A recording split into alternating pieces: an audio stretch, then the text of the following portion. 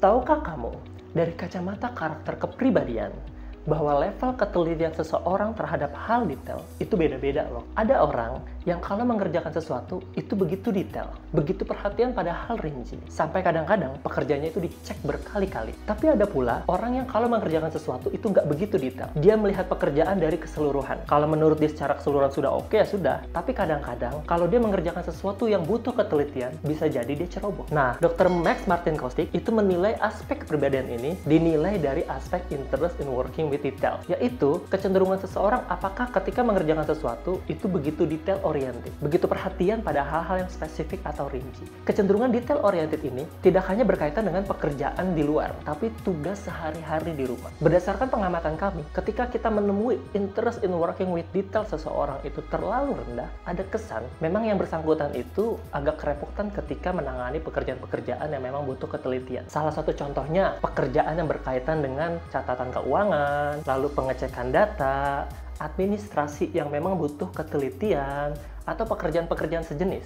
Ada kesan yang bersangkutan itu cenderung lebih ceroboh terhadap pekerjaan-pekerjaan tersebut. Sehingga saat yang bersangkutan dihadapi dengan pekerjaan tersebut, ada kesan memang hasilnya itu kurang maksimal. Mengapa? Karena ada kesan yang bersangkutan itu cenderung tergesa-gesa pada pekerjaan yang memang butuh kehati-hatian. Sehingga menyebabkan memang yang bersangkutan itu tidak nyaman pada pekerjaan tersebut. Lain halnya kalau ia dihadapkan pada pekerjaan yang tidak berorientasi pada detail. Ada kesan ia lebih nyaman pada pekerjaan tersebut. Bisa jadi untuk orang yang seperti ini, itu memiliki hasil kinerja yang biasa saja atau mediocre, itu baginya ya nggak jadi masalah. Tapi di sisi lain, ketika seseorang memiliki nilai interest in working with details yang terlalu tinggi, katakanlah sudah 3 kali simpangan baku, sudah terlalu jauh dari rata-rata sampel populasi. Maknanya adalah ada kesan yang bersangkutan itu cenderung memang berkutat pada hal-hal detail ketika bekerja. Bisa jadi yang bersangkutan seringkali mengecek pekerjaannya berkali-kali, mengecek apakah pekerjaannya ada yang keliru atau tidak, memastikan dirinya kalau pekerjaannya itu sudah baik atau belum.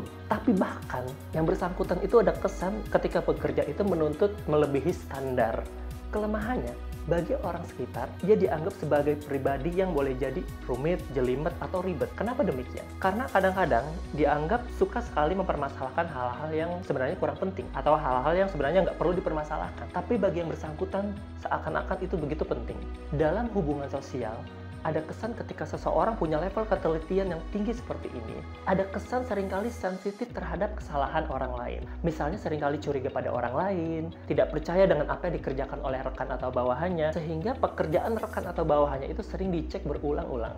Ada kesan memang yang bersangkutan itu kurang toleransi terhadap kesalahan yang dilakukan oleh orang lain. Sulit move on pada yang namanya sebuah kesalahan kecil. Pikirannya terus berkutat pada hal-hal tersebut.